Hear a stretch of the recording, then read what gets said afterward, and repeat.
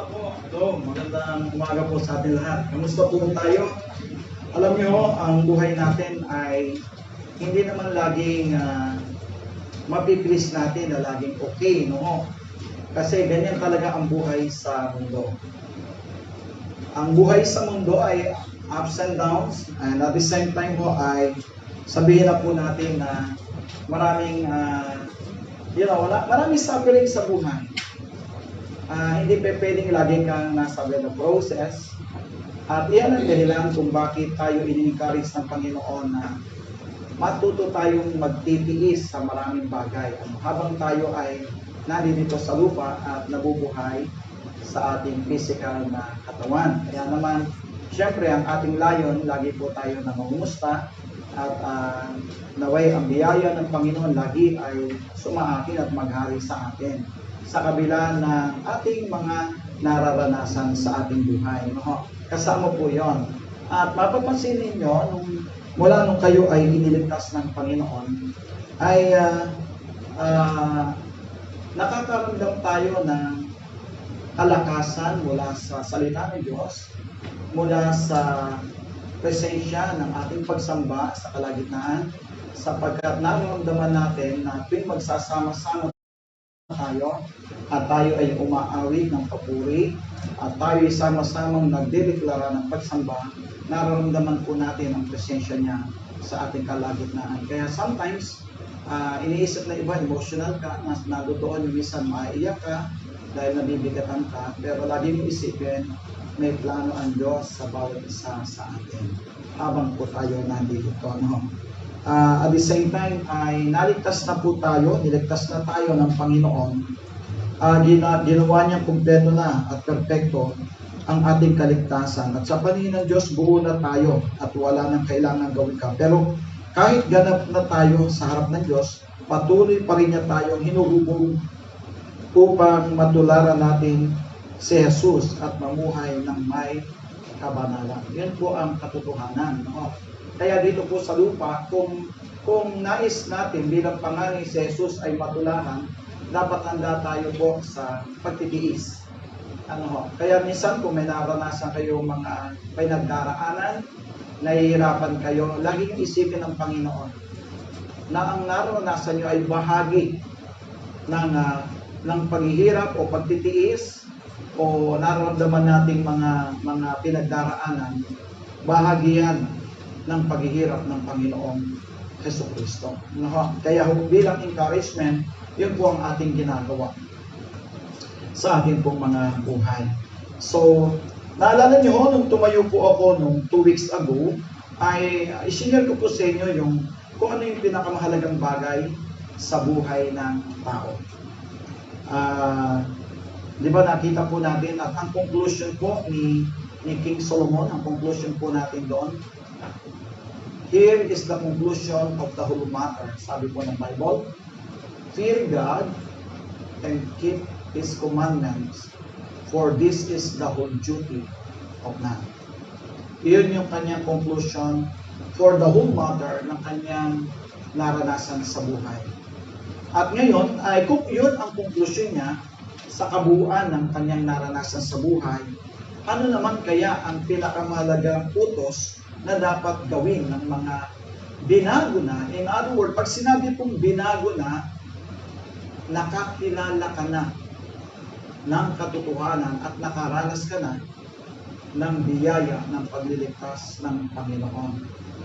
Kung alam nyo ho, ito hong ating pag-aaralan ay ito ay pag-test sa Panginoon ng mga Saduceo at mga Pariseo diyan po sa Matthew chapter 22. Alam mo natin na si Jesus ay nagtuturo ng patungkol sa biyaya, sa kamatayan, pagkabuhay ng Panginoon Jesus, at hindi naniniwala dyan ang mga Pariseo, even mga Saduceo. You know, bibigyan ko lang yung background bago tayo magsimula. Sabi kasi dyan, nung tinanong siya ng mga Saduceo, yun, alam niyo ba kung sino yung mga Sadducee sa Bible? Sila po yung mga sila po yung mga aristocratic. In other words, sila po yung mga matataas ang paggala kasi sila po yung mga mayayamang pamilya At kasama yan sa mga, sabihin na natin, sa mga Pariseo during that time. At karaniwan sa kanila ay member ng mga Sanhedrin. Matataas ang uri ng kanilang pagkatao sa lipunan at ginagalang sila. And at the same time, sila po yung marami ring alam, kamukha ng mga Pariseo, na maraming alam tungkol sa kautusan. Yan po yung mga Saduceo. No? At ang mga Saduceo ang nagtanong sa Panginoon. Kung babasahin nyo ang background ng ating pag-aaralan in Matthew 22:37. By the way, may dalang Biblia. Taas nga po. Alam nyo, yan mga pinagmamalaki ng Jesus na Great I Am. Sometimes, iniisip ko, kailangan ba talaga ang PowerPoint? Kasi yung iba, pag may PowerPoint, nakatamad na magdala ng Biblia. Kasi, nandito na kasi yung Bible na sinusulat patungkol sa mensahe. Baka naman kaya iniisip na iba, notebook na lang kaya dalhin ko. Para pwedeng isulat, pagdating sa bahay ay basa-basahin ko. Pero ang isang pinagmamalaki po natin ay ang natutunan natin sa simula pa kung paano magpahalaga sa banal na kasulatan. At sana, binabasa. At hindi lang binabasa, pinapractice. Yan, napakahalaga po nun. At na-invite po ako noong last Sunday sa ibang church. Malaki dito ang church nila, yung church building. At napakaganda rin ng kanilang palto. Tapos, hindi ko alam, nagtatapak sa pulpito, may step na 3 step. Magsasalita ka doon. Meron pa silang ilaw na para bang temple noong mga panahon ng lumang tipak. Binubuksan lahat ang ilaw na nakapaganyan, no? Tapos, pag nakatapak lahat, pati mga nagpe-praise and worship doon. Inis ko, butas kaya kaki medyas na naisuot ko. Tatawagin ako magsasalita kasi meron ako isang medyas, butas yung dulo, pero naisusuot. Sabi ko, kung butas yung medyas ko, makikita naman nila, butas yung medyas ko. Baka hindi mabilis itong mga ito na salita dahil sa medyas ko makita nila. Naghuhubad ng sapatos. Aba, nung matapos yung praise yung worship, nagpe-praise yung matatapos na, parang yung worship song nila, tinawag na ako. Siyempre, first time magsalita, tinawag ko, magsasalita ako. Naghubad ako ng sapatos, ano? Hindi naman butas yung medyas ko na isuot, kaya okay din. Nagsalita ako sa kanila doon. At ang service na alam nyo, inabot sila ng 3.5 hours. At yung building nila malaki. Kaibigan ko kasi yung pastor doon sa Mabalas-Balas at nakapagpatayo sila ng isang malaki-laking church. Kung kaya, kakaiba doon. Kaya lang, noong nag-challenge ako, ilang sa inyo may dalang Bible, pinataas ko. 5 nakita ko eh. Pero ang umatin po doon, may 100. 5. Kaya naman dito, pinapataas ko kasi yan ang ginagawa ng ating pastor. Ilan ang may Bible sing, no? Ayaw ni pastor na nasa cellphone, di ba? Gusto niya talagang yung sacred ng scripture. Nandiyan. Kaya salamat sa Panginoon kasi meaning, mahal natin ang salita ng Diyos. Kaya natin dinadala. At hindi ko doon pwede magtapos yun, dapat binabasa. Hindi matatapos sa pagbabasa at sa pag-meditate. Dapat pinapractice. In other words, dapat isinasagawa ang nababasa. Kaya kailangan ng panalangin mo, pagka kayo nagbasa, tapos minimeditate nyo, ipinapalalangin nyo, tulungan ka ng Panginoon na maisa pamumuhay ang salita ng Diyos. Ang sabi po ng Matthew 22 verse 37, Jesus said unto him, Thou shalt love the Lord thy God with all thy heart, and with all thy soul, and with all thy mind. Ang ating pong mensahe ay pinamagatan na love the Lord your God, thy God. When you say love the Lord your God, tatanungin ko kayo, ano ba pinakamahalagang utos sa kautusan kahit sa lumang tipan hanggang sa panahon natin? Ano ba sa tingin niyo pinakamahalaga kaya? O kaya utos na ba yung mahalagang dapat natin isinasagawa talaga? Ang background po nito ng ating pinag-aaralan, okay, ulitin ko ha, in Matthew 22 verse 34, ito po siya. Nagtipon-tipon ang mga Pariseo ng mabalita nilang napatahimik ni Jesus ang mga Saduceo. Verse 35, Matthew 22, isa sa kanila na dalubhasa sa kautusan. Imagine mo alam niyo itong mga Saduceo po nito, hindi sila naniniwala sa muling pagkabuhay. Sa kanila, ang pagliligtas ay sa paggawa ng katuwiran ng mga kautusan. Kasi sa kanila, dahil yun ang alam nila ng mga Saduceo at mga Pariseo, pagka ang kautusan ay ginagawa mo ng matuwid sa buhay mo, righteous ka. Sa kanila, ang kaligtasan ay tinatanggap nila. Kaya hindi sila naniniwala sa muling pagkabuhay. Yun ang topic ng Panginoon dito pag binasa niyo po yan. Kaya sabi dito, sa verse 35, isa sa kanila ang dalubhasa sa kautusang Hudyo, ang nagtanong kay Jesus upang subukin siya. Ang purpose lang ng mga Pariseo at Saduceo, para subukin siya, at kung sakaling ang isasagot niya isasablay sa kautusan, mula sa binigay kay Moises, sisiluin nila ang Panginoon. Kaya sabi po diyan, nung sinarsana siya, o tinesting siya ng isang matalinong Hudyo, ang sabi ng 36, Guro, alin po ang pinakamahalagang puto sa kautusan? Tanong niya. Sumagot si Jesus, ibigin mo ang Panginoon mong Diyos ng buong puso, ng buong kaluluwa, at ng buong pag-iisip. Tingin mo po kayo, manalangin po tayo sa Diyos. Aming Diyos na makapangyarihan sa lahat, thank you, Lord, for the presence of mga kapatiran namin. And most, Lord, thank you po sa iyong presence po sa aming kalagitnaan. Sa dalawang tatlong nag-uusap, nagtitipon, sumasamba sa iyo, nasa kalagitnaan pa po namin. And we know, Lord, and we feel the words of the Holy Spirit in our midst this morning. Pakahipuin niyo po ang bawat puso namin. Kayo po ang magbukas ng aming mga kaisipan at sa aming madidinig na salita mo, magkaroon ng gawa sa aming ikabubuti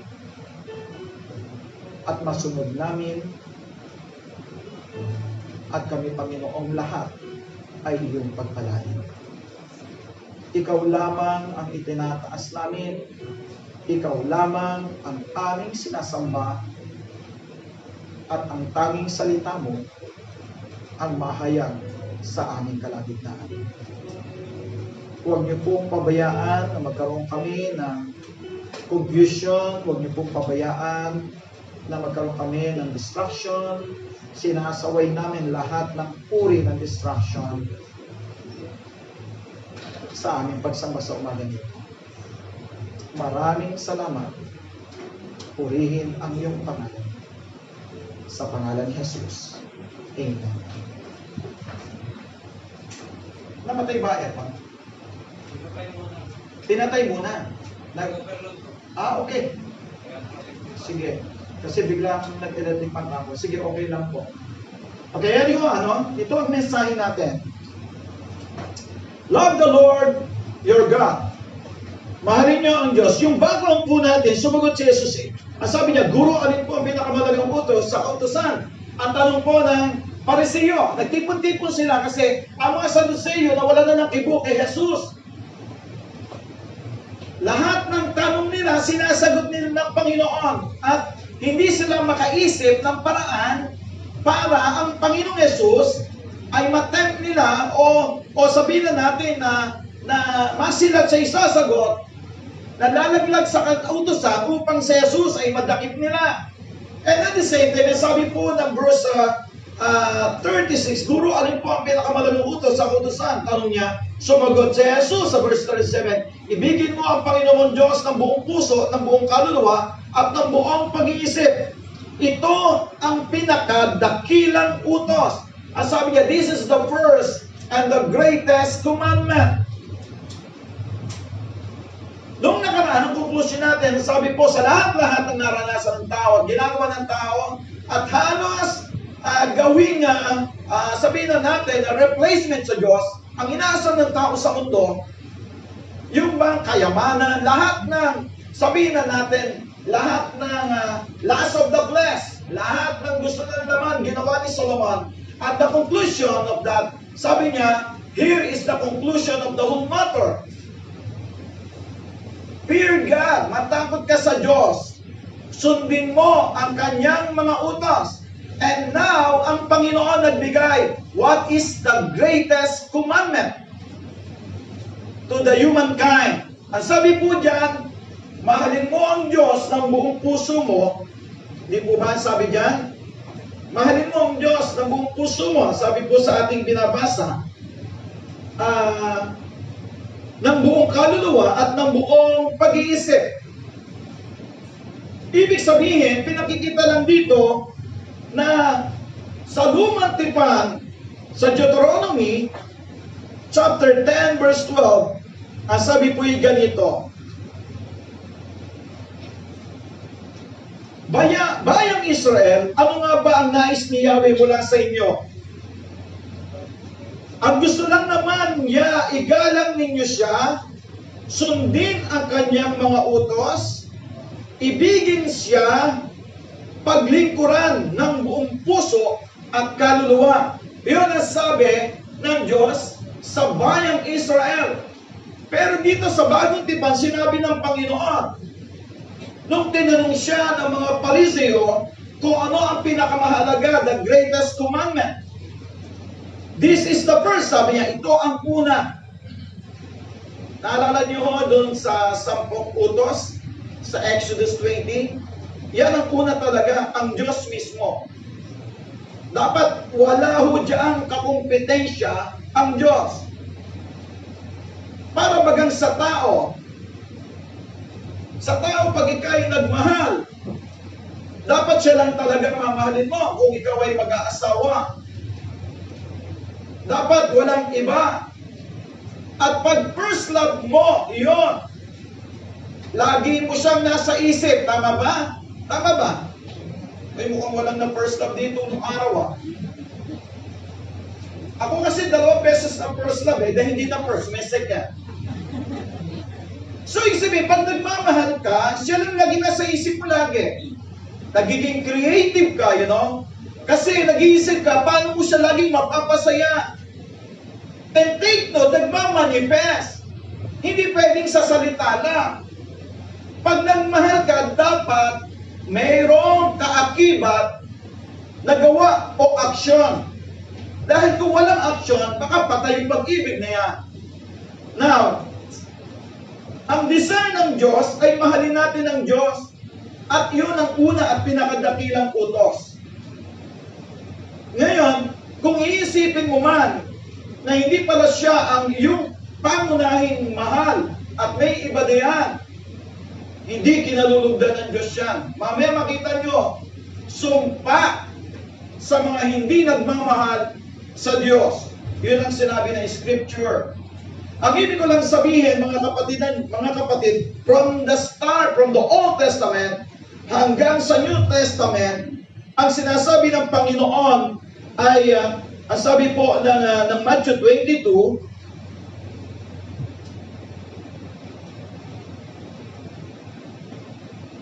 ang sabi diyan, ibigin mo ang Panginoong Diyos ng buong puso, ng buong kaluluwa at ng buong pag-iisip. Ito ang pinakamahalagang utos, ang sabi ng Panginoon. Ngayon, tinawag ito ni Jesus na greatest commandment. This is the first and great commandment. Ngayon, tanungin ko po kayo, paano mo masasabi na mahal mo ang Panginoong Diyos? At ano ang makapagpapatunay dito sa buhay mo? Madaling patunayan yan sa minamahal. Pag umibig ka, makikita niya talaga yung sincerity mo. Yung bang kahit hindi mo kaya, pinipilit mong marigaluhan. Eh nung ako'y naliligaw nung araw ho, eh di syempre hindi pa stable yung trabaho ko, hindi pa pay rusto ha. At tinatanong akong nanay ko, may pera ka ba? Sabi niya, maraming bili ng nanay tatay ko sa akin dahil gusto rin nila yung babae. Pag umupo ka sa isang upuan, doon ka lang, huwag kang tatayo. At pag pinapasok ka, huwag ka kagad pumapasok. Sabi niya, Kung pwede, hintayin mo mga 2 hanggang 3 eh. And then syempre, pag dumating ako, tatawagan, ihiwan yung anak. Julieta pangalan ng Julieta, may bisita ka, di ko ako nahihinig sa akin. Pero ito lang ang nagustuhan ko. Wala akong puntang, hindi ako pinamimerienda. Mukhang kakaibang sign na yun, ano? And then syempre ho, lagi akong may dala na rose. Pag may okasyon, may kasamang chocolate. At wala hong mga okasyon, lalo kong birthday, na wala akong gift. At the same time, may mga Valentine's, maraming okasyon sa akin eh. Naalala mo siya, hindi mo siya nalilimot kasi mahal mo. Ngayon, ikaw tanong ko sa inyo, kung ibabalik ko sa inyo, paano masasabi na mahal mo ang Panginoon, ang inyong Diyos, na sinasabi po dito ng Panginoon?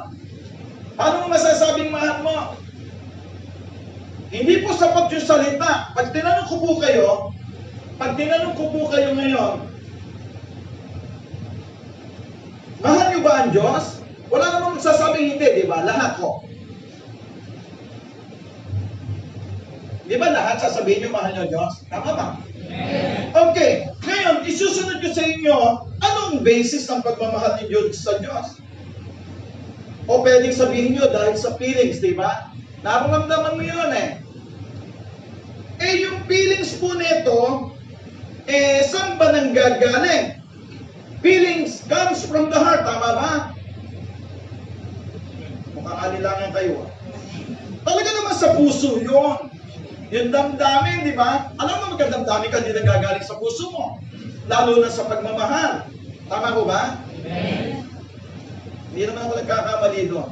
Tsaka tama ako doon. Sa puso nagagaling yung nararamdaman mo. Ngayon, ang tanong ko ngayon, the problem is that the heart is deceitful. Yan ang sabi ng Bible. Ang sabi ng Jeremiah 17:9, sino ang makakaunawa sa puso ng tao? Ito'y mandaraya at walang katulad. Wala nang lunas sa kanyang kabulukan. In other words, the heart of the human ay deceitful. Kaya hindi pwedeng sa feelings lang yun. Yung kaninaramdaman mo, yun na yun. Minsan nga, yung iba, pag sinagot yung maliligaw, hindi ko pala siya mahal eh.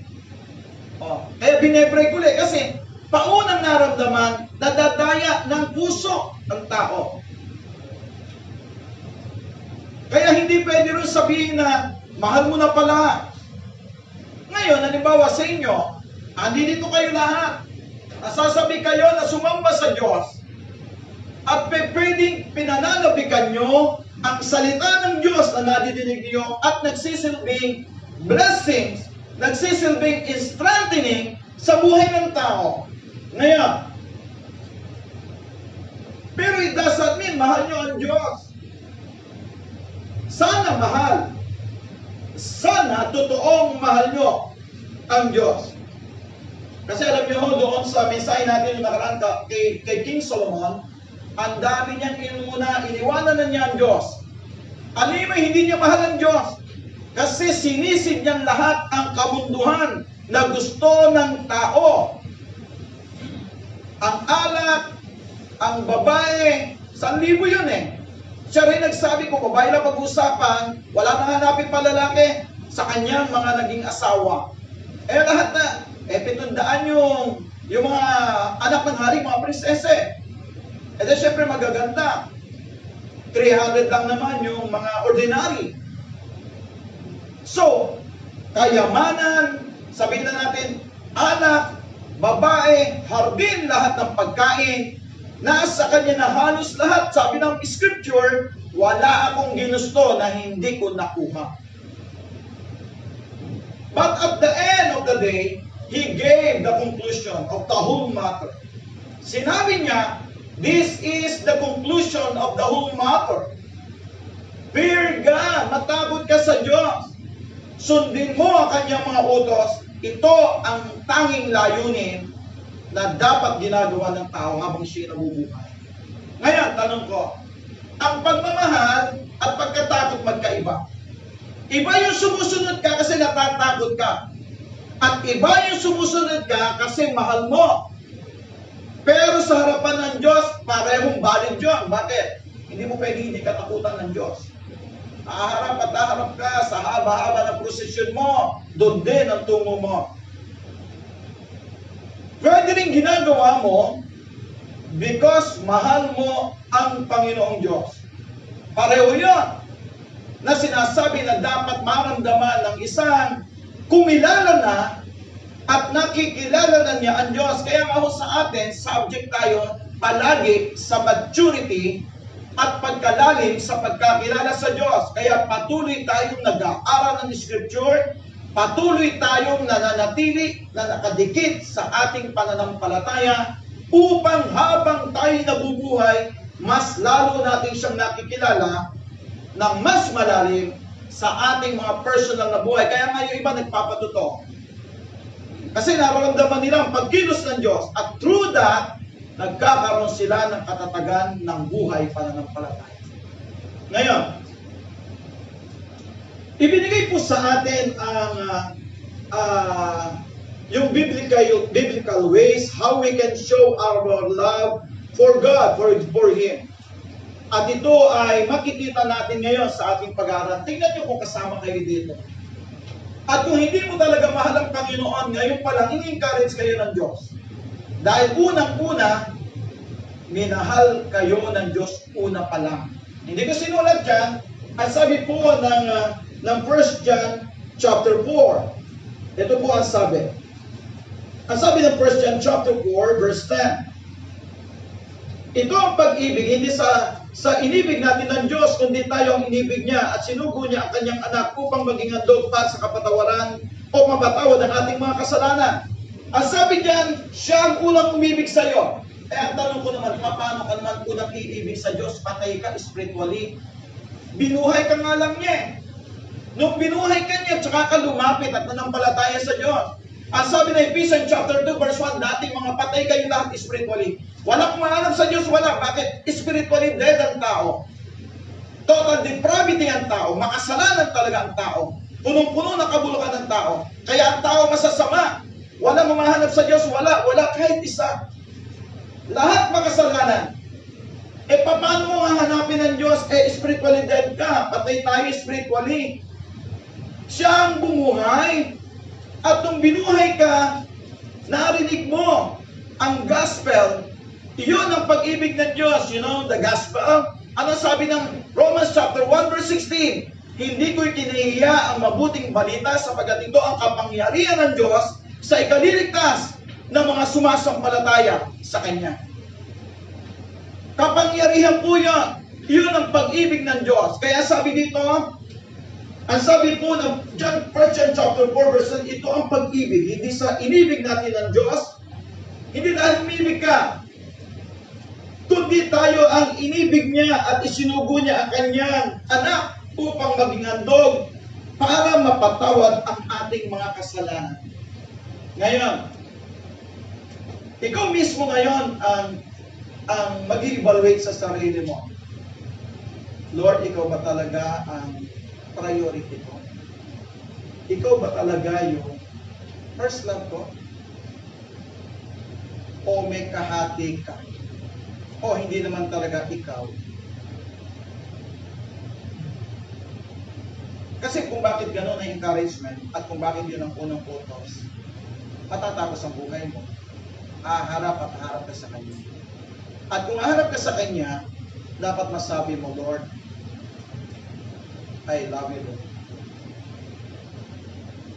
Mula sa isip, sa puso, at buong kaluluwa, at buong nais. Ngayon, sabi po dito, we have the 7 biblical ways to love the Lord. Ang sabi diyan, obey God's commandments. Yan ang sinasabi po ng Scripture. If you love me, you will obey what I command. Ang sabi po ng John chapter 14 ay sabi po ay ganito. 14, 15 and 21. Kung iniibig nyo ako, tutuparin niyo ang aking mga utos. Sa 21, kung tumatanggap sa mga utos ko, tama. At tumutupad sa mga ito, ay siyang umiibig sa akin. Ang umiibig sa akin ay iibigin ng aking Ama. Ang iibigin ko rin siya at ako'y lubusang magpapakilala sa kanya. Hinto ko muna. If you love me, you will obey what I command. Ang sabi diyan, kung iniibig ninyo ako, tutuparin ninyo ang aking mga utos. Una, binabasa niyo Bible niyo. Umaating ba kayo ng cell group? Siyempre. Okay? Meron kayong, kung pwede, dapat meron kayong daily Bible reading and meditation. Hindi sapat yung mabasa mo yun. Hindi sapat ma-meditate mo yun. Hindi pa yun ang pagmamahal. Kukunin natin sa scripture na binabasa natin. Ito ang pagmamahal. Ang tumatanggap sa mga utos ko at tumutupad. Isinasagawa. Yun daw yung nagmamahal sa Panginoon. Pero kung nabasa mo lang, mineditate mo nga, hindi mo naman sinusunod, hindi totoo yun. Alam niyo kung bakit ko sometimes, meron talagang nagmamature, may nag-grow, kasi ine-exercise, inya-apply, isinasagawa ang salita ng Panginoon. At kung bakit may hindi nagmamature, hindi nila ine-exercise kung ano ang sinasabi ng Panginoon na gawin ninyo. Actually, utos yan. In other words, sa isang anak ng Diyos, kung mahal ninyo ko, susundin nyo ang aking salita. Naalala ko yung Matthew 7:24 verses 24 to 28. Ang sabi po doon, ang sino mang nakikinig, isasama ko na ang sino mang nakakabasa at ang kanyang narinig at binabasa ay isinasagawa niya at ipinamumuhay niya. Napakatalino niya.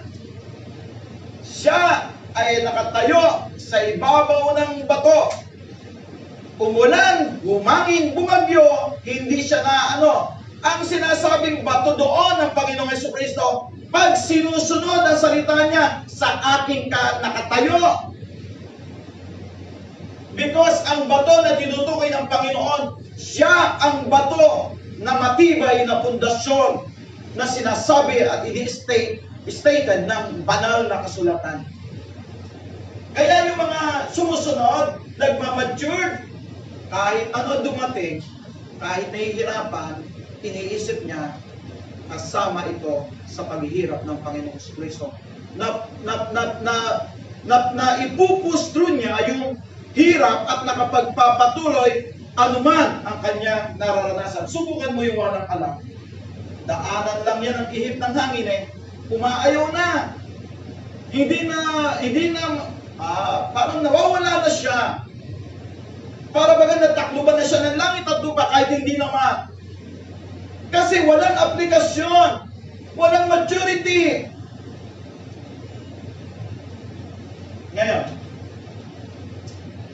basahin ko po yung James chapter 1 verses 22 to 25. Wala po dyan. Hindi ko po sinulat dyan. Pwede niyo buksan ng Bible. Santiago Kapitulo 1, 22. Ito po sabi. Mamuhay kayo ayon sa salita ng Diyos.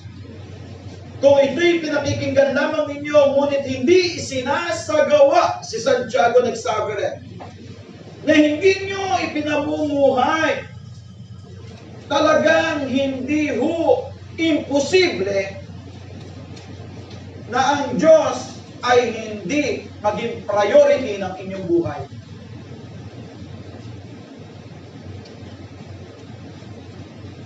Bukas pa yung aircon nyo dyan sa likod.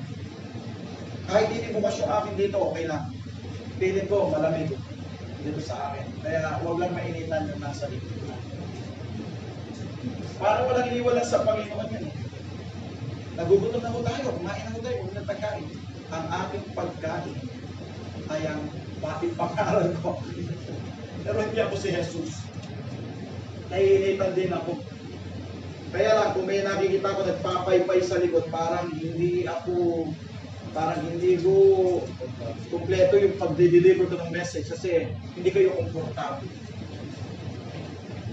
Ulitin ko po sabi po dito sa Santiago Kapitulo 1:22, mamuhay kayo ayon sa salita ng Diyos, kung ito'y pinakikinggan lamang ninyo, ngunit hindi sinasagawa, dinadaya ninyo ang inyong sarili.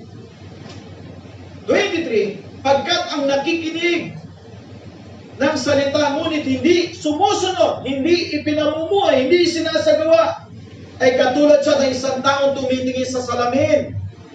Verse 24, at pagkatapos tignan mabuti ang sarili, ay umalis at nakakalimutan niya itsura niya. Ano yung sabihin nun? Hindi mo alam, Kristiyano ka. Yung narinig mo, nabasa mo, kahit alam mo, hindi wisdom yun. Bakit? Hindi mo ipinapamuhay. Nalilimutan mo lang. Walang aplikasyon na buhay sa personal mong buhay. Ano mangyayari? Ipang ka lang ng demonyo, naglag ka, kapatid. At hindi ka makababangon. Pero subukan mo yung namumuhay. Ipan ka man, malaglag ka, babangon yan. Hindi niya kayang ibuwal ng lubusan niya. Bakit? Ipinamumuhay niya ang salita ng Diyos. Katulad siya ng isang punong humapay sa lakas ng hangin, pagkatapos ng pag-ihip ng hangin, tatayo uli yan. Iyon ang Kristiyano na nagpapatuloy sa pagpapractice at pag-apply at pagsasabuhay ng salita ng Diyos. And besides, sino ba may bigay ng lahat? Ang may bigay ng buhay mo, lahat ng inaasa mo at pinangahawakan mo, ang Diyos. Sino pinakamahalaga? Mahalin mo ang Diyos ng buong puso, pag-isip at buong mahal. Siya source lahat eh. Sa haba-haba ng buhay mo, gusto natin, umaba buhay natin. Alam namang hindi may gusto no. Kaya nga, pati lifestyle, binabago natin. Kung ikaw ay 40 to 50 years old na, bawas-bawas ng dating lifestyle. Para humaba buhay. Humaba man buhay mo, haharap ka sa Kanya, kapatid. Haharap at haharap ka.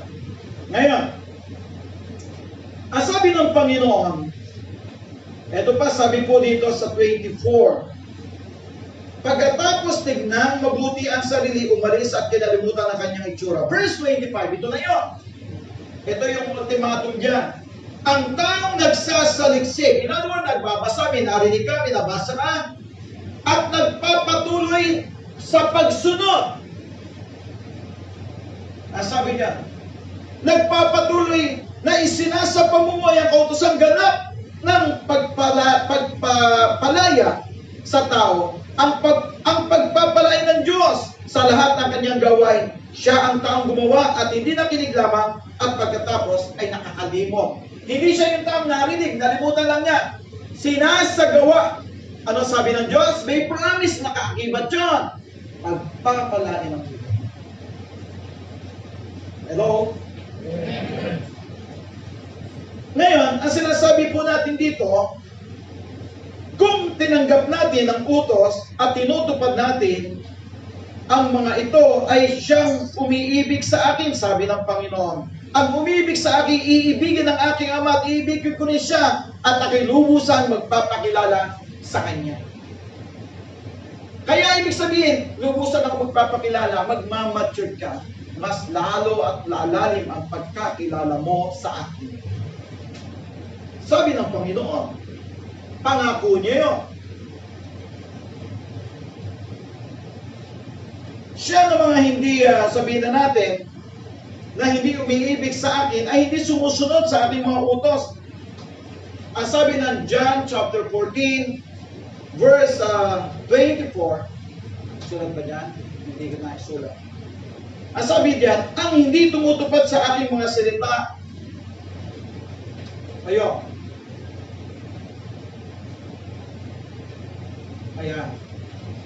Ang sabi diyan, sa verse 24, ang hindi tumutupad sa aking mga salita ay hindi umiibig sa akin. Ang salitang narinig ninyo ay hindi sa akin, kundi sa Ama na nagsugo sa akin. Ang sabi diyan, ang hindi tumutupad sa aking salita ay hindi umiibig talaga sa akin yun. Matindi ho yun, ha? Alam niyo, paano naman masusunod? Hindi magbukas nga ng Bible, hindi nga nagbubukas. Wala nga alam sa utos ng Panginoon. Wala nga alam sa Bible. Eh, yung sundin pa yan. Eh, ano susundin niya? Alam mo kung ano susundin niya? Eh, nare-receive niya sa mundo. Ang mangyayari, worldly buhay. Walang pamantayan, walang guidelines. Hindi alam ang kautusan ng Diyos. Eh, ano masusunod mo? Wisdom ng tao. Ang wisdom ng sanlibutan, kamangmangan sa Diyos. See? Eh, bakit naman ganun? Eh, kung lawyer ako, matalino akong tao. Marami ko alam sa batas ng lipunan ng Pilipinas. Eh, matalino ako. Hindi! Bakit? Ang tao na hiwalay sa Diyos, mapapahamak lang yun, kapatid. Wala siyang guidelines na makapangyarihan salita ng Diyos na nagbibigay ng buhay na tahimik at mapayapa. Iyon ang katotohanan. At the end of the day, mapapahamak siya. In John chapter 2, verse 3 and 5, ang sabi po dyan, nakakatiyak tayong nakikilala natin ang Diyos. Tama ba? Nakatitiyak ba tayong nakikilala natin talaga ang Diyos? Hindi mo.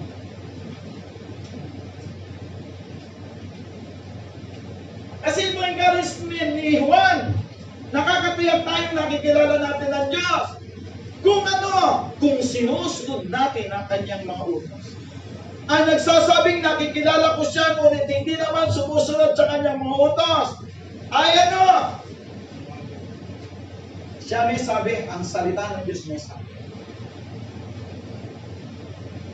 At wala sa kanya katotohanan, ngunit ang tumutupad ng salita ng Diyos ay umiibig ng wagas sa Diyos. Sa ganito, nalalaman natin tayo talagang nasa Kanya. Ang sinasabi diyang tayo talagang nasa Kanya, yung sumusunod, yung inya-apply, yung isinasa Panginoon. Alam niyo mga kapatid, ang mundo, alam niyo ang mundo, ang sabi ng Scripture, huwag kayong makipagkaibigan sa mundo. In other words, huwag yung mamahalin ito. Dahil pag ito minahal mo, tiyak na tiyak yun. Malalayo ka sa Diyos. So isa ito sa utos niya. Ibig sabihin, ang mahalaga dito, malaman mo ang utos niya, malaman mo ang kanyang salita. Sa amin noon sa group, mga adult, active o adult eh. Karaniwan mo, 11, 12, 13 o 14 mo kami. At gusto pa nila magbigay ng special number. Lalakas ng loob ng mga adult namin. Ay magagaling siguro magsikat pa ito. Actually, mine-memorize namin ang book ng Bible. Hindi yung lahat ng scripture, yung mga title. Meron kong first honor sa amin, si Tatay Sumil. Ano ba? Si Tatay Sumil, siya huli, mamatahin namin kaya pa niya. Aba, pag nirecite sa amin, diretso tama nanginginig pa kami niya. Sabi ko, i-aim natin. Matatapos natin ang lumang tipan na 39 books, ma-memorize natin upang kung nakikinig kayo ng mensahe o mayroong nag-share sa inyo, buklatin nyo nga sa ganito, buklatin nyo nga sa mga awit, buklatin nyo nga sa Ecclesiastes o mga ngaral. Alam nyo, buklat pa lang na kamay mo, alam mo kung sa gitna yon. Eh kung walang alam, pwede hindi mo mabuklat Bible mo, hindi makahinga eh. Eh ngayon, nasa ano na kami, kasi 5 books in every cell group time namin. Pang-apat, naka-20 na. O susunod, pang-25 na. Kasi pag nagdagdag kami ng pag-5, umpisa ulit sa Genesis yun. I-re-recite niya hanggang matapos yung 30 na. Eh di pag natapos, memorize na kasi ulit-ulit yun. Genesis, Exodus, Leviticus, Numbers, hanggang matapos. O di laking tulong, hindi nyo pwedeng matahin ng senior. Talaga sila senior. Yan ang magiging pangyayari. Diretso ang aming cell group. Maayos. Now, ang sinasabi ko, yung salita niya dapat alam natin. Kung wala kang alam sa salita ng Diyos at hindi mo na pag-aaralan, sasama ko na hindi mo na meditate, hindi naman kailangan basahin na napakarami kayo. Alam nyo, kahit ilan lang i-meditate mo, dahil tutulong sa iyo ng Diyos. Mayaman yan. Hindi mo nauubos ang wisdom. Kahit paulit-ulit mo, i-meditate mo yan. Iba ng iba ang matututunan mo dyan. Ganyan kakapangyarihan ang salita ng Diyos. Kaya nga sabi ni Pastor Lek, pagka sinabi sa iyo ng Panginoon, itaya mo na kahit pamati. Hindi ka malubugi. Ngayon, ilagay ang utos ng Panginoon at i-practice ito na hindi lang po nadidinig gaya ng sinasabi sa Santiago Kapitulo 1, talatang 22 hanggang 24. Na nalilimutan. Yun ang sabi ko dyan. Ibig sabihin, kung mahal mo Panginoon, gagawin mo yan.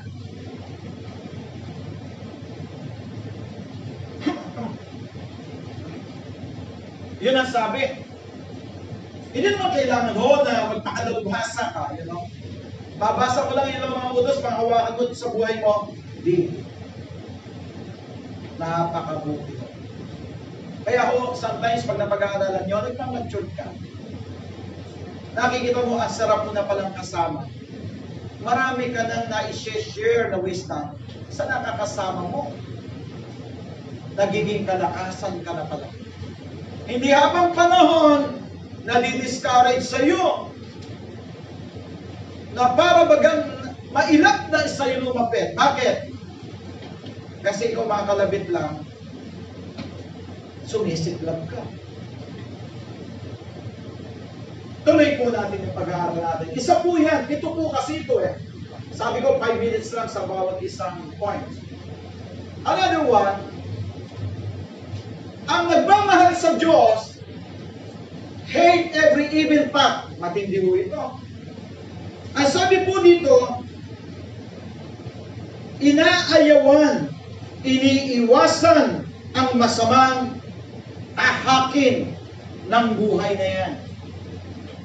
Ang sabi po ng Psalm 97 verse 10, mahal ni Yahweh ang lahat ng namumuhi sa masama. Siya ang nag-iingat sa buhay ng mga lingkod niya. Sa kamay ng mga buktot, yung sinasabi diyang buktot, iyan yung masasama.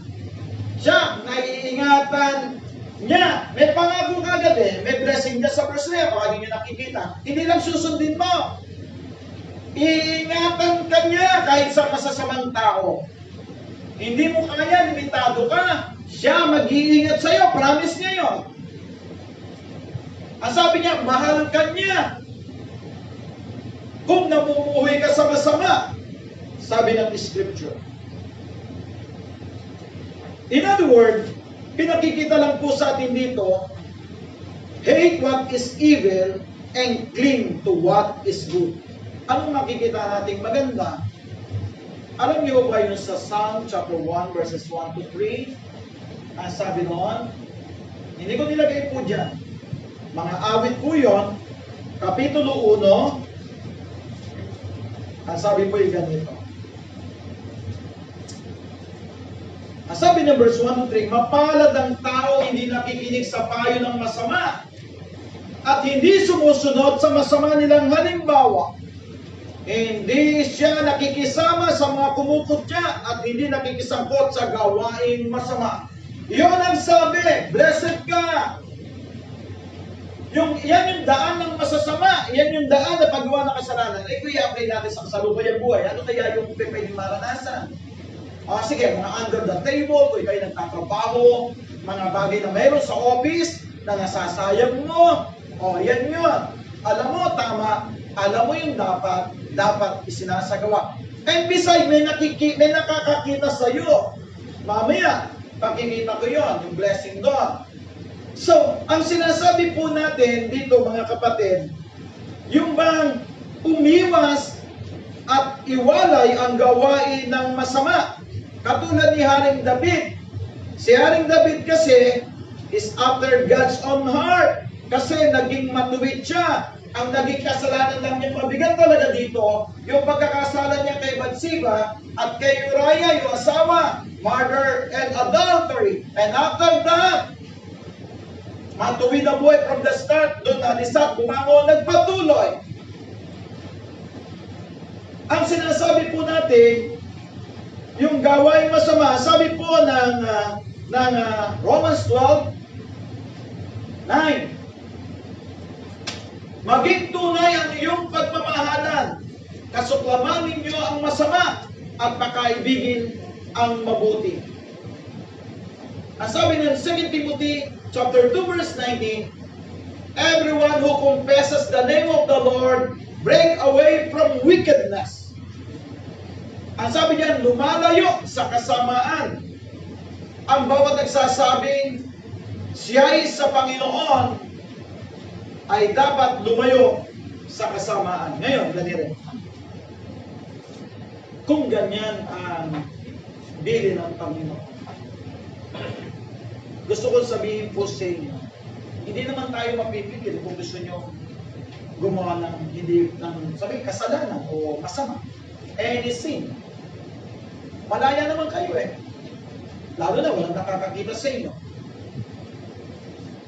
Pero ang Panginoon hindi malilingid. Papasahin natin Hello? Wala nga antukin Nasa pangalawa pa lang ako Kung napupuyat kayo, patisan nyo to kasi napuyat kayo. Walang matutulog. Ako puyat din. Gumising pa ako ng 4:30. Maaga akong gumising para manalangin at reviewin ang mensahe. Ang sana bilang ganti, huwag kayong aantukin. Tama? Tama ba yun? Sige. Para sa Panginoon, hindi ako aantukin. Yan. Kasi, biro mo doon, nagsalita ba naman ako sa kabila? May nadali ko ni Holy Points ko, inaabot na ako ng 1 and 20 minutes, hour. Sabi ng pastor, at saka mga leader nung tumayo, sana pastor, binabaan nyo pa. Gusto pa nila, Samantalang dito, 30 minutes na, nagkakaantukan na. Sa kanila, grabe, 3.5 hours na Nag-start siya ng alas 8, mag-aalas 12 nung natapos. Ito pa, magandang nakita ko. Since mag-aalas 12 natapos, automatic, may coffee at may mga tinapay. Gusto nyo ba yun? Tutulong kayo. Pag nagkakape, nagtitinapay sila. Anyway. So, ito ho ngayon ang mensahe. Sabi po dyan, ng ating pinag-aaralan, pwede kayong gumawa ng masama. Malaya kayo kung gusto ninyo.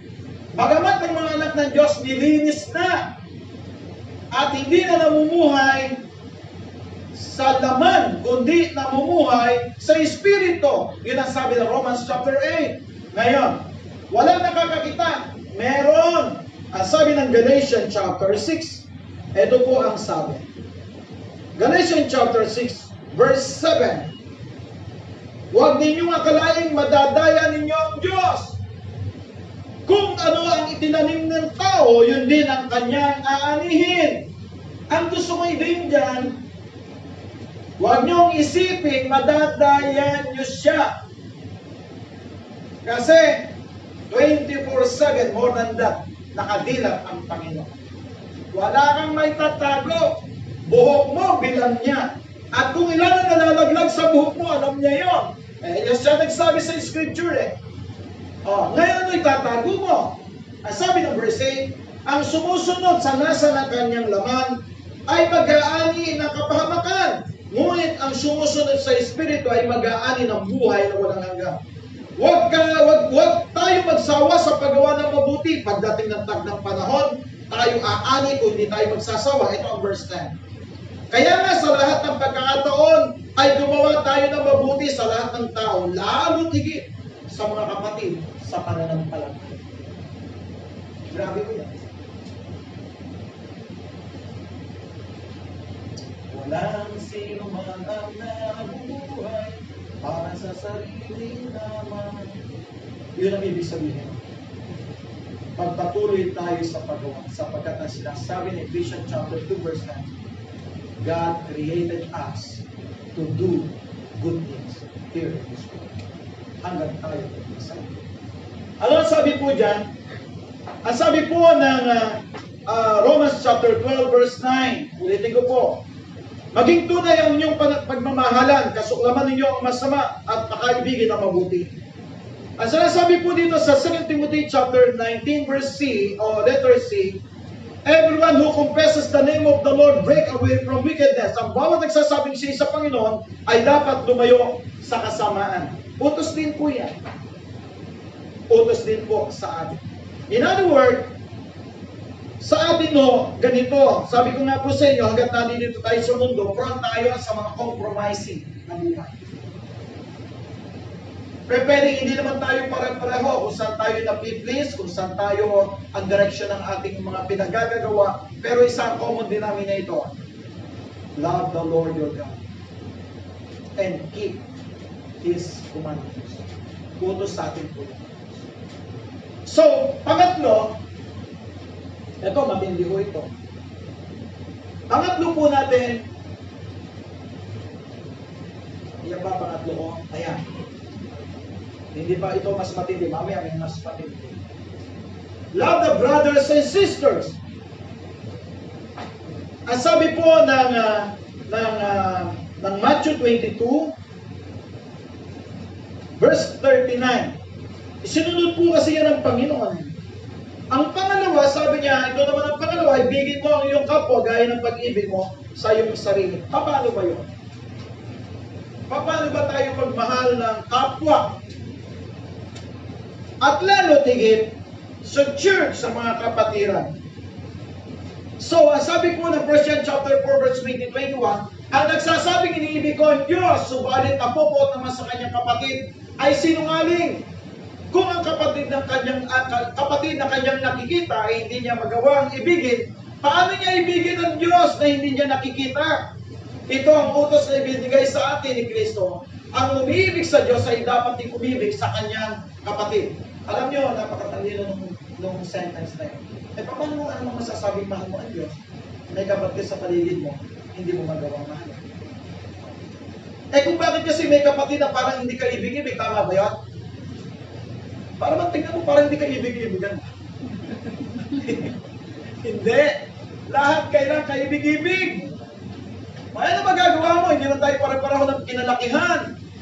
Kung saan tayo nagmula. Alam niyo po sa inyo, ibig sa attitude, iba-iba tayo. May mga ibang pinagdaraanan, iba-ibang pinagdaanan.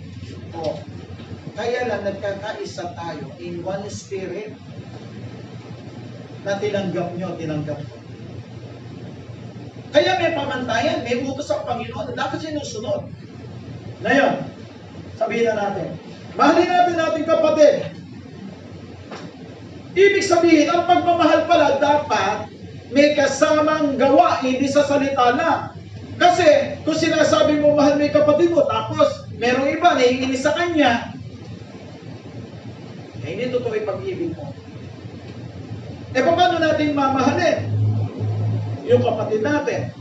Di ba sinabi ko kanina, magtanim tayo, gumawa tayo ng mabuti sa kapwa, lalo tigit sa mga kapatid sa pananampalataya. Bakit yun ang challenge ni Apostol Pablo sa Galatia? Kasi po, ikaw din ang aani.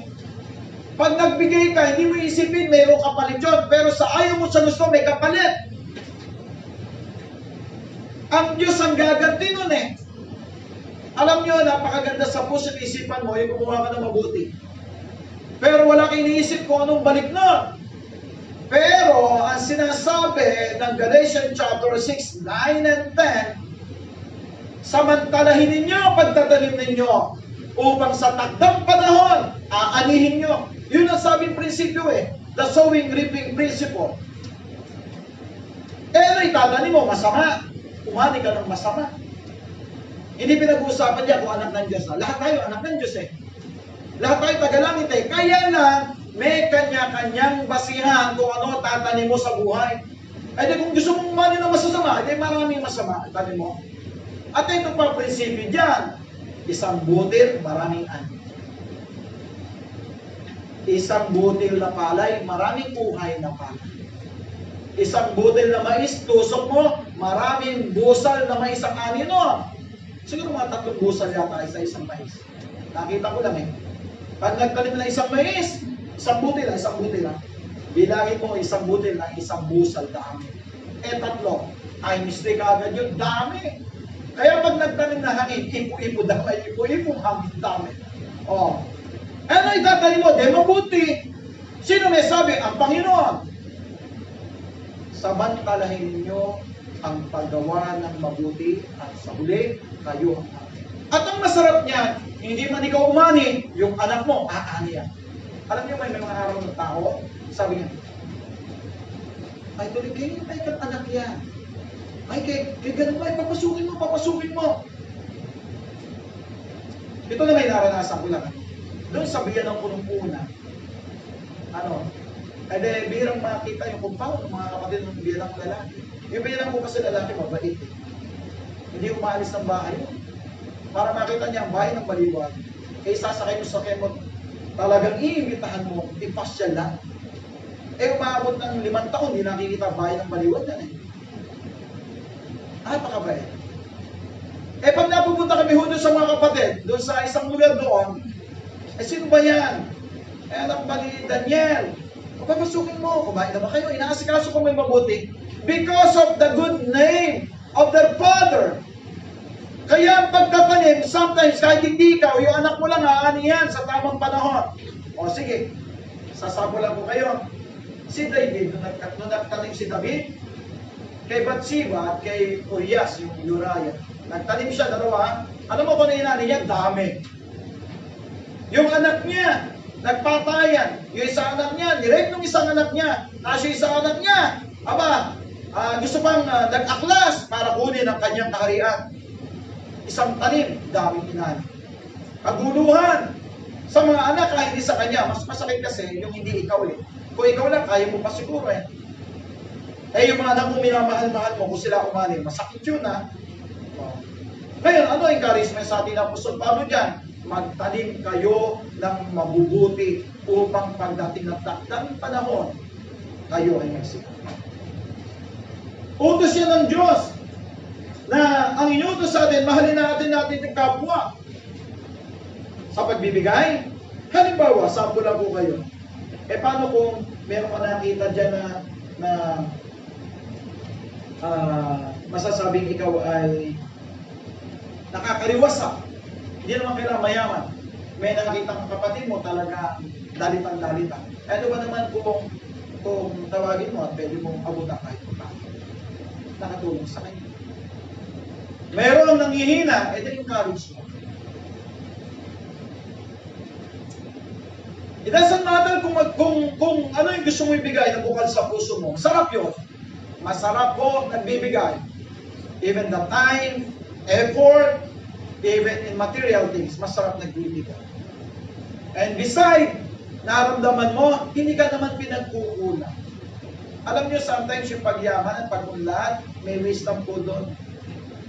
Hindi masamang umunlad ka. Hindi masamang makinabang ka sa pinagpaguran mo sa hard work mo. Pero may wisdom.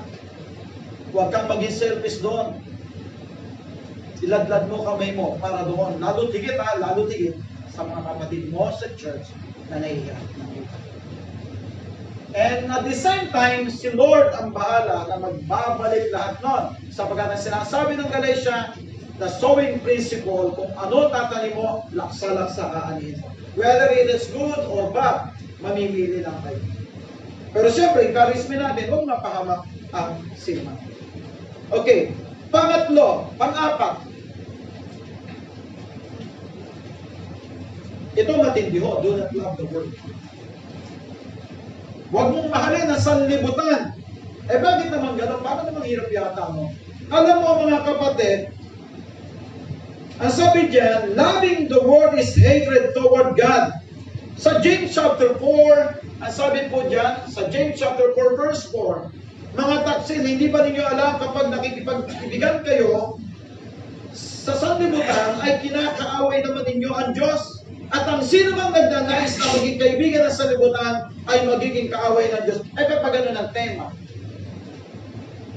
Ang sinasabi po diyan, if we love the world, we do not We do not have love for God. 1 John chapter 2, verse 15 to 17. Ang sabi po dito, basahin po natin. Huwag ninyong ibigin ang sanlibutan o ang mga bagay na nasa sanlibutan. Ang umibig sa sanlibutan ay hindi umibig sa Ama. Ang lahat na nasa sanlibutan, pagnanasa ng laman, pagnanasa ng mata, at pagmamalaki sa buhay, na ito ay hindi nagmumula sa Ama, kundi sa sanlibutan. Mawawala ang sanlibutan at ang lahat ng mga bagay na pinagnanasaan ng mga tao, ngunit ang sumusunod sa kalooban ng Diyos ay mabubuhay magpakailanman. Iyan po yung tinatawag ng lust of the eyes, lust of the flesh, and then pride. Yan ang hinahanap ng mundo. Kaya nga yung mga politician, gusto manalo eh.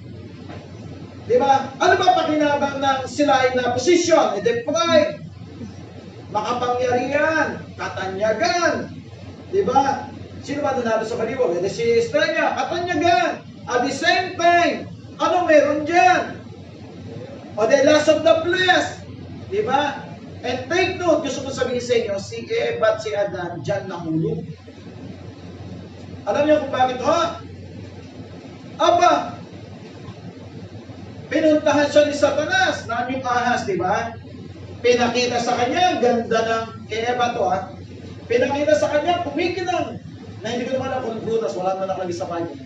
Ganda, kung masanas, assuming masanas, parang hindi nagagawa sa masanas, ano? Ako po yung bata, bira makakain ng masanas. Kasi parang madalang at mahirap bumili noon. Okay, elementary.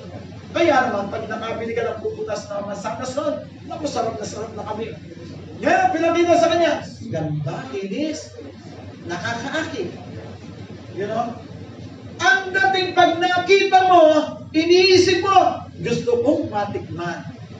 Yun ang kasalanan. Yun ang mundo na iaalok sa'yo. Kaya sometimes ang mga Kristiyano napapasok sa kompromiso. Ang dating halimbawa ganito. Sige na, paki-approval din ako yung expert namin. Pero 1 milyon. Halimbawa ikaw Kristiyano, mayroon hindi naman ito lagay eh. Lagay mo lang yan. Siyempre may kapalitan. Tatanggapin mo, hindi. Sabi nga ni Pastor, tinatanong ko ba yun? Di ba yun sabi niya naman? Paano ko more than that? In other words, nandiyan dyan talaga. Ang pinag-uusapan natin ngayon, pag nakita mo maganda, ang susunod yan, lalagay sa kukote mo yan eh. Alam niyo, nasa break kasi laban ng buhay. Kung ano pinapasok mo, doon ang magagawa at susundin mo. Ganda! Ang susunod yan, gusto kong tikman. Nung pinitas na, waksyon na, no? Waksyon, kumuha, pinitas, kinain, naging makasalanan namatay ang buong sanlibutan. Yun. Kaya tayo ngayon, ito rin binanggit dito ni Juan sa 1 John chapter 2, verses 15 to 17. Nandiyan yung lust of the eyes, lust of the flesh, then pride. Iyan ang hinahanap ng tao sa mundo na idineklara naman ni Haring Solomon. Na sinasabi niya, walang lahat kabuluhan niya kung hiwalay ka sa Diyos na nagbibigay ng buhay at walang hanggang buhay. So, ito ang napakaganda na makita po natin dito sa ating pong pinag-aaralan, yung sanlibutan. Kaya sabi po dyan, kung ang buhay natin ay nagiging, sabihin na natin, nagiging minamahal natin ang mundo, tsako, magkalayo tayo, malalayo tayo sa Diyos. Kasi lahat ito ng pagnanasa sa mundo, baka ibigin ng tao. Kasi talagang masarap ang mundo, kung sa pleso, pag-uusapan. Aba, sino naman sa siyempre, nagkakamal ka ng kayamanan, hahanap na masasarap ang katawan eh. O di ba? Baka more than one wife ang kunin mo, baka more wives siya. O maglalasing ka, kung ano yung mga achievements sila, mga important, mga mahal mo, di ba? O dididisco ka. Lulubalo mo ang sarili mo sa makamundo mga bagay. Pero ang tanong, anong kahinatnan? Pansamantalan, nasarapan ang laman, at the end, papahamakan. Yun ang naman. Kaya sabi ko sa atin, huwag niyo yung ibigin ng sanlibutan. Huwag niyo pagkaibigin. Kaya ho nandiyan ng Diyos, nandiyan niya ka ng mga utos, nagbibigay siya ng utos.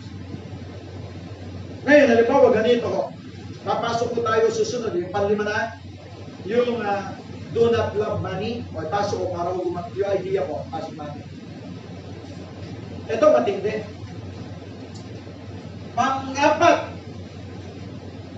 Hindi pala yan. Ba't mo nasa word pa? Ayan. Panlima, do not love money.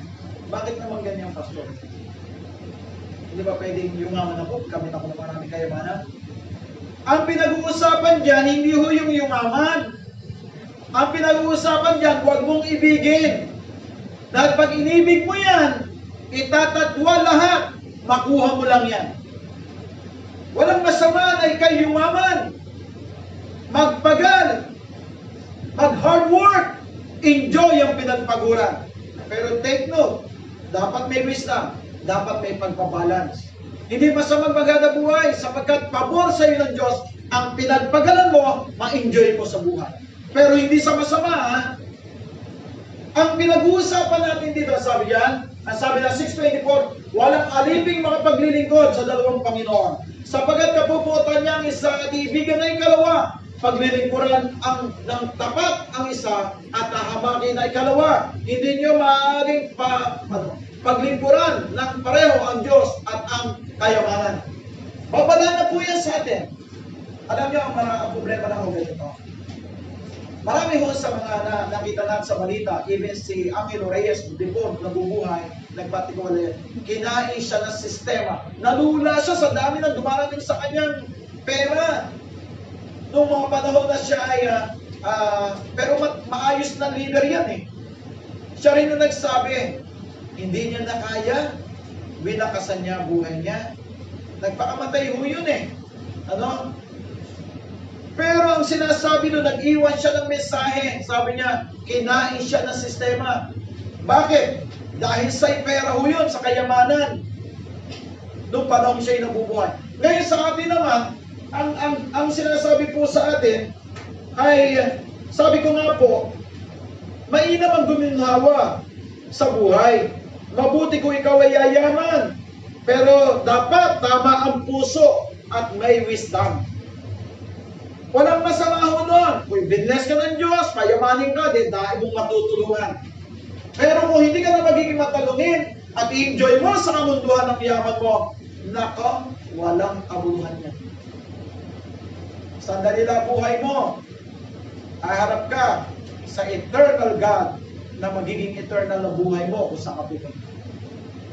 Ngayon sasabihin mo, magsisisi na lang ako. Pagka malapit na akong tumanda na ako, mamatay. Paano ka naman tatandang? Alam mo, paano naman mahaba pa buhay mo? Hindi mo nga pwedeng pagpahambog ang bukas kung buhay ka pa eh. Hindi mo nga pwedeng pagpahambog mamaya, bukas, makalawa, sa isang buwan, sa isang taon, nandiyan ka pa eh. May nagsasabi bang si Pastor Lit, makukunin na ng Diyos? Wala naman, di ba? Hindi rin niya inaasahan niya. Bakit kinuha siya ng Diyos? Hindi natin alam yun. Ang mahalaga habang nabubuhay ka, sundin mo utos niya. Gawin tama ang buhay. Sinasabi ng salita ng Diyos, makapangyarihan ang salita ng Diyos, gawin mo.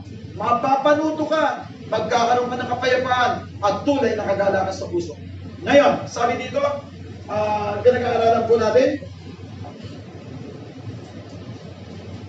we wander from the faith when we love money. Malalayo tayo sa pananampalataya pag inibig. Ang pinag-uusapan natin dito, pag-ibig hindi masamang umunlad ka, dumami ang pera mo. Pero kung mamahalin mo yan, titignan ko sa iyo, pag minahan yung pera, higit ang Diyos na doon. May iwan ng Diyos Sapagat ang pag-ibig sa salipe, ugat ng lahat ng kasamaan. Dahil sa paghangad na yumaman, may mga taong nalalayo sa pananampalataya at nasasadlak sa maraming kapig, hatian. May mga nakita na ako dyan. Dati active na active sa church.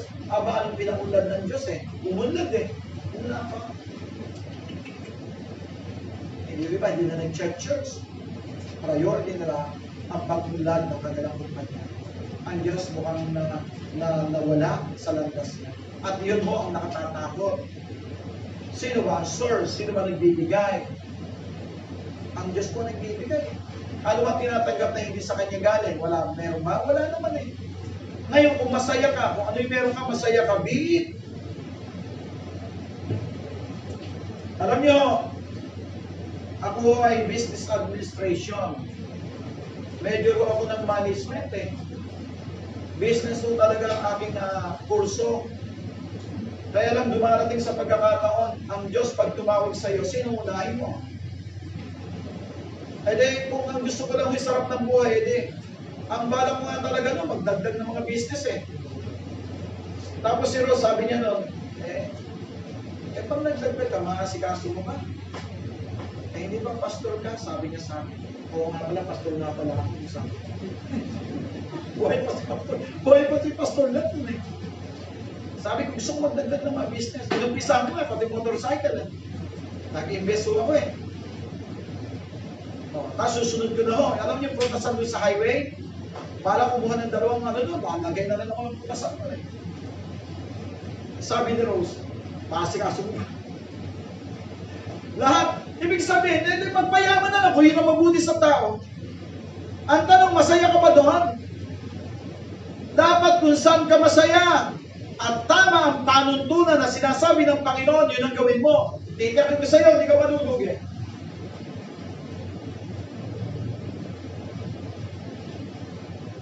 Ang sinasabi po natin, ulitin ko po gusto ko yumaman kayong lahat eh. O ako tatanungin, gusto ko mayaman lahat ang membro. E di pag mayaman ang membro, hingan ko lang yan. Eh, sigurad, tayo ang church natin dito. Malaki. Mayaman tayo lahat eh. Alam niyo, pag yumaman tayong lahat, ang titignan mo dyan, tama ba ang prinsipyo ng kapatid mo? Titiyakin ko sa inyo kung mababalansin ninyo. At take note, kung handa ka, kung bigyan ka ng pagyaman ng Diyos sa buhay. Eh kung sapat-sapat, salamat.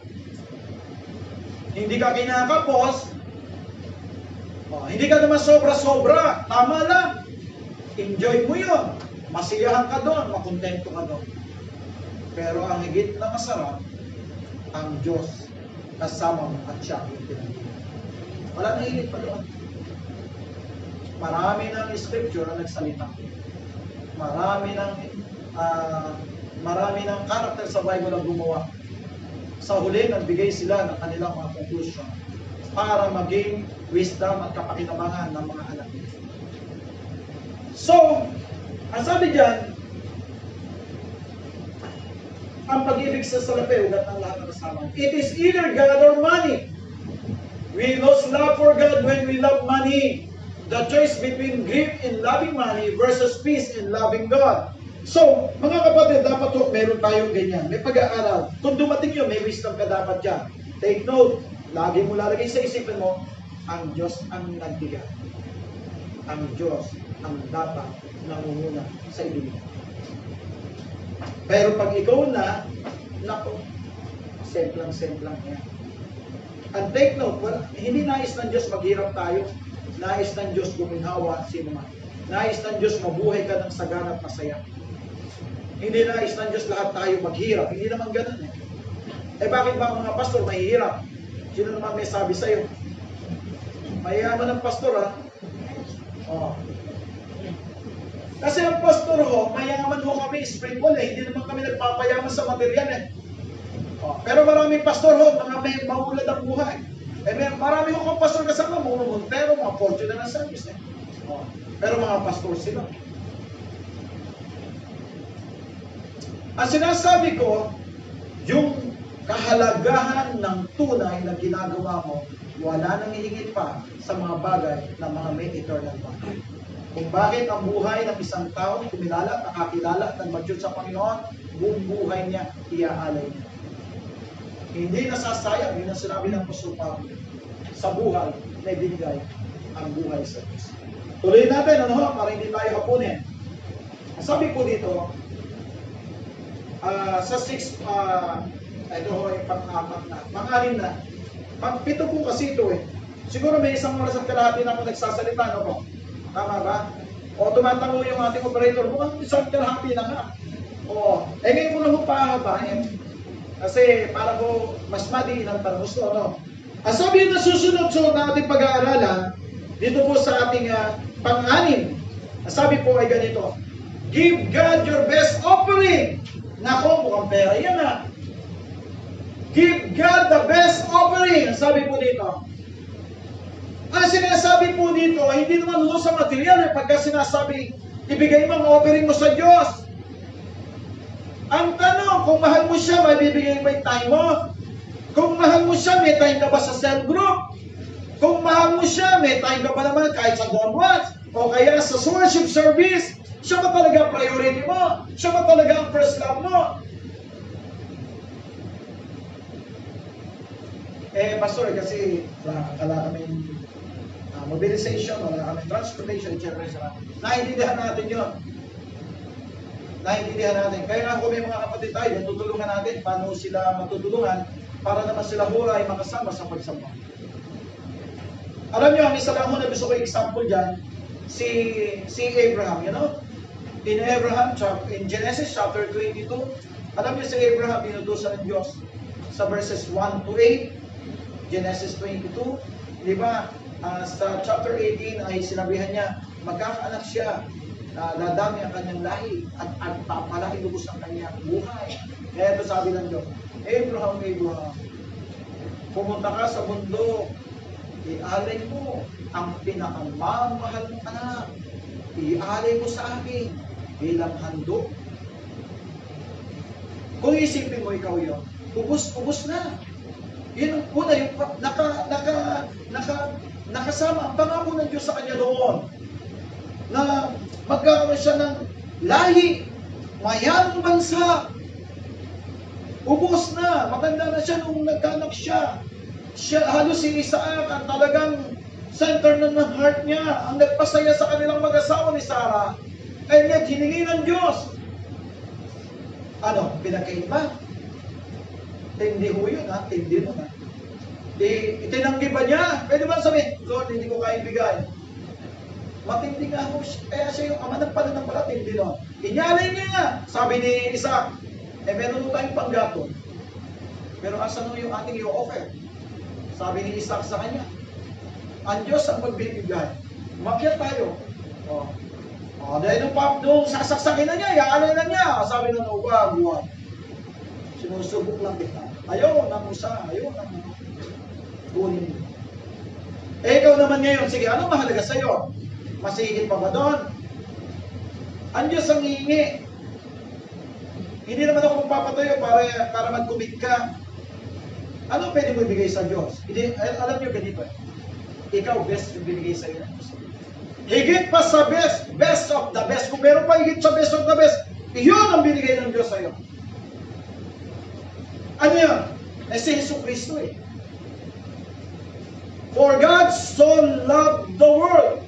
The word, all the believers in Christ.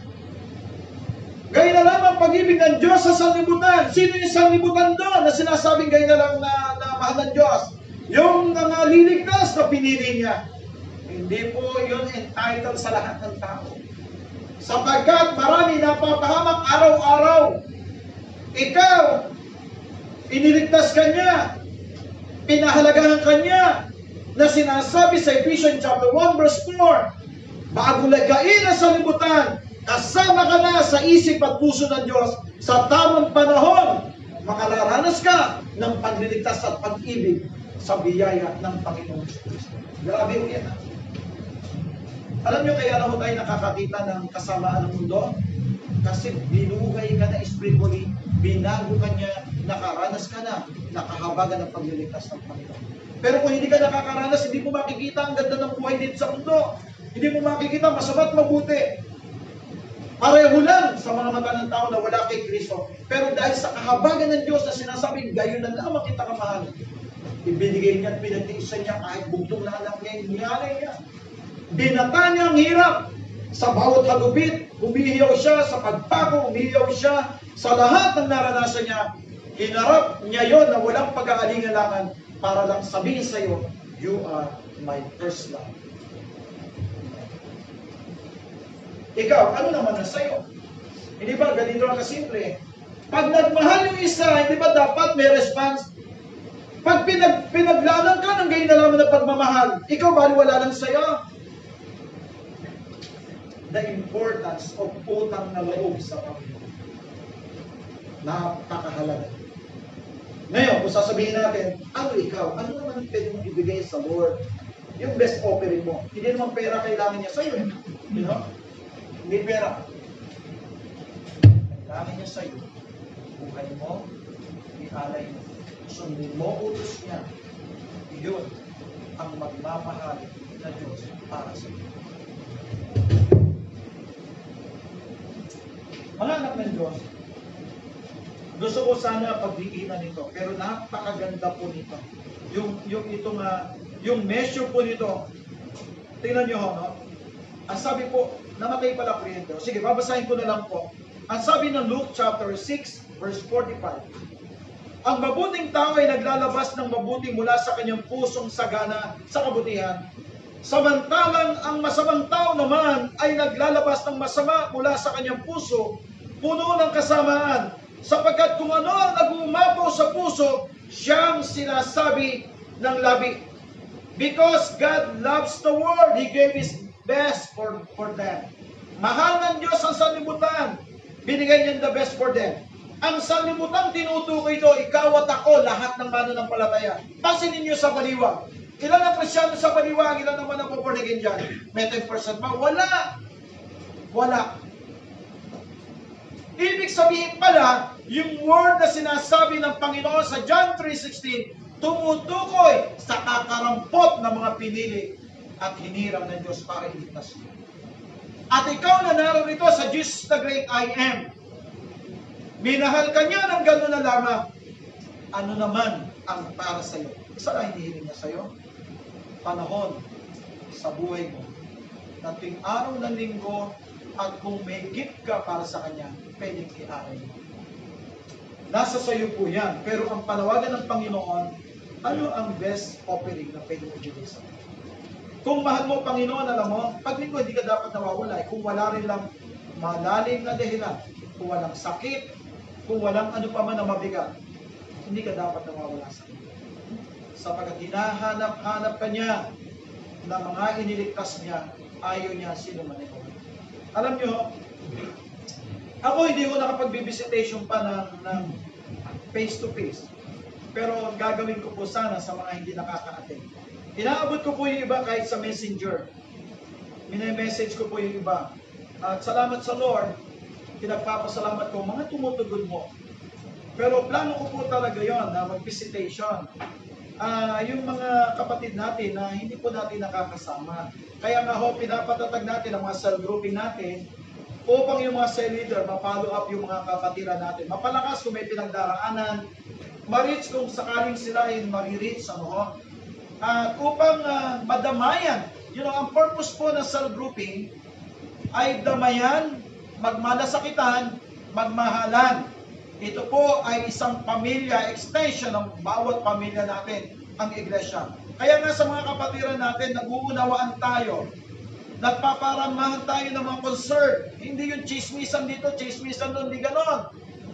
Kundi tayo mismo ay nagpapabot ng pagmamahala sa bawat isa. Iyan na sinasabi po, love one another. Yung po yun.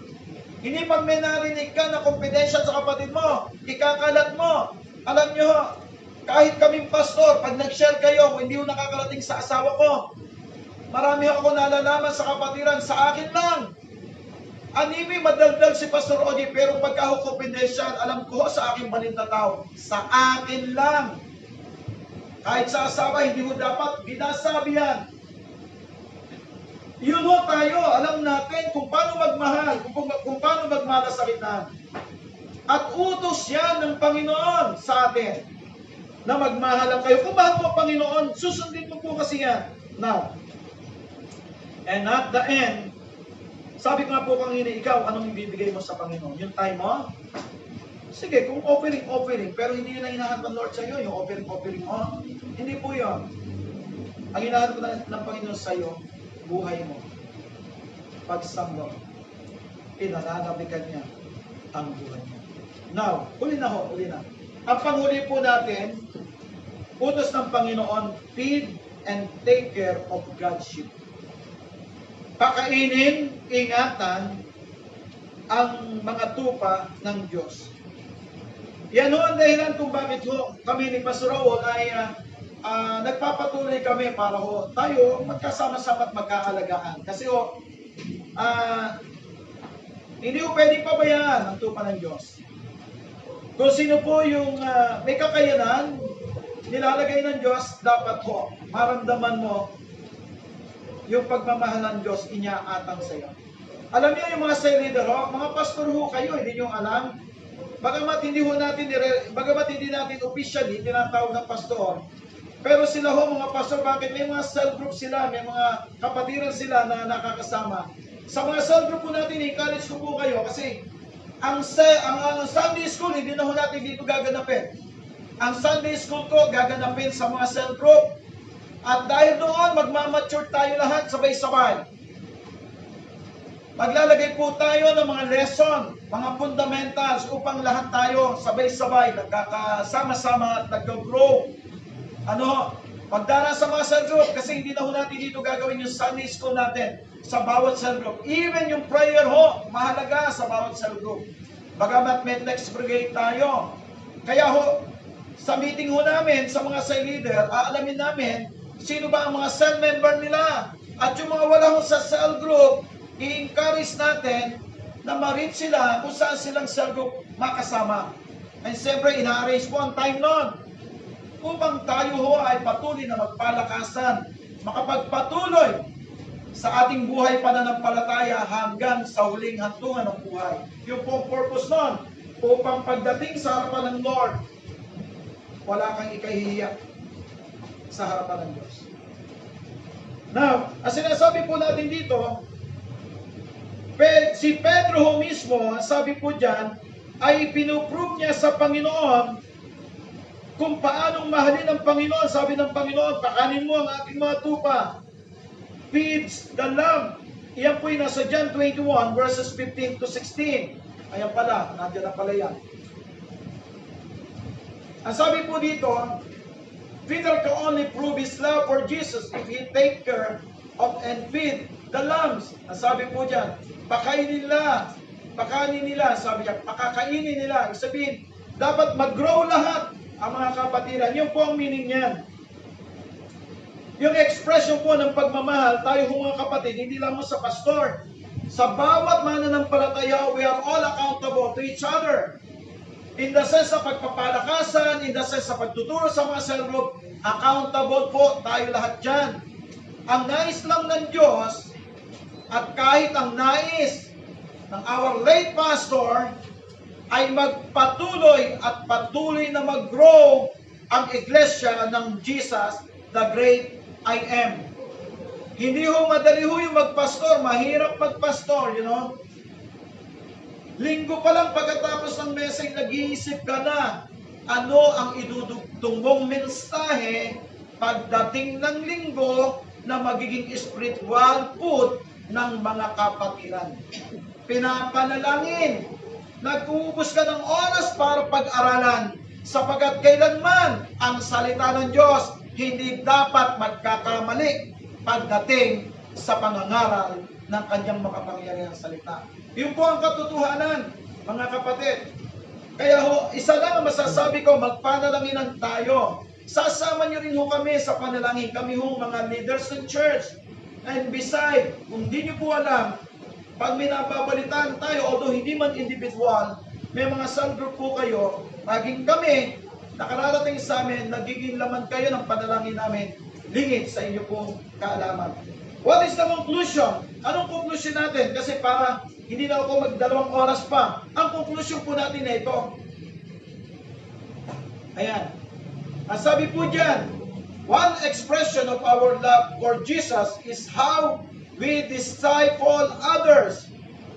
Ibig sabihin dyan, paano natin mapapalagurin? Kung tayo matatatag na sa ating buhay pananampalataya, paano natin sila maabot para sila mag-grow? The discipleship of someone so we can disciple other also. Nais ng Diyos yan. Okay? Ang sabi po ng conclusion na po, God wants us to love Him with all our hearts. Nais ng Diyos, mahalin natin siya, sapagkat minahal niya po tayo ng gayon na lamang, siya na unang nagmahal sa atin. Pero ito dapat na magitugon natin. God wants us to love Him with all our hearts, with all our soul, with all our mind and strength. If someone does not love the Lord, a curse be on him. Tandaan niyo yan, sinabi ko yan sa salita ng Diyos. Kung ang isang Kristiyano o anak ng Diyos ay hindi kayang mahalin ng Panginoon, ang sabi po ng 1 Corinthians 16:22, sumpain ang sinumang walang pag-ibig sa Panginoon. But when you love the Lord, ang sabi pa lang nung umpisa po natin, doon sa introduction pa lang po natin, sa Deuteronomy 10:12, and even po sa Psalm, pagpapalain at iingatan niya ang sinumang sumusunod sa utos ng Panginoon, saying, love your God, all your soul, with all your strength. Punuhin tayo ng iyong puso, mahalin mo siya. Tayo po lahat ay dumunod manalangin sumandali. Aming Diyos, salamat po sa iyo. Nagpupuri kami sa iyo, Panginoon. Sapagkat kami ng mga anak mo, Lord, ay nagbubuklod-buklod upang magpatuloy at lumago sa aming pagkakilala at pananampalataya sa iyo. Lumalakas kami tuwing marinig namin ang iyong salita. Lumalakas kami tuwing makasama namin ang mga kapatiran na nagsasama-sama at sumasamba sa iyo. Dakilain ang pangalan mo, Panginoon. Purihin ang pangalan mo. At sa buhay namin, Lord, agad kami nabubuhay. Ikaw nagbigay ng buhay. Ikaw ang nagbigay ng buhay na walang gagat pag-asa. Magpapatuloy kami lahat upang kami magsilago. Upang kami, Panginoon, hanggang sa huling panahon, hanggang sa kami makasama mo, ay patuloy kami na magpapatuloy at patuloy na magpupuri sa iyo. Maging sa mga mahal namin sa buhay, maging sa mga anak namin, Lord, aakay namin sila upang ikaw ay lubos nilang makilala. Wala nang ihit pa sa iyo, Diyos. Walang mahirap sa iyo. Lahat ay kaya mo, Panginoon. At kung anuman ang iyong magagawa o anuman ang pangangailangan na kailangan ng mga anak mo, alam namin, Lord, walang imposible at kaya mo i-provide ang lahat ng mga ito. Salamat, Panginoon, ng marami. Patuloy mo kami pagpala at samahan. Hindi lang po sa oras na ito hanggang sa mamayang aming service sa hapon. Gawin niyo po ito magtagumpay at mapagpala sa bawat isa po sa amin. Sa pangalan ng aming Panginoong Yesus po aming dalangin. Everybody say, Amen and Amen. Pagpalain po tayo lahat ng Panginoon.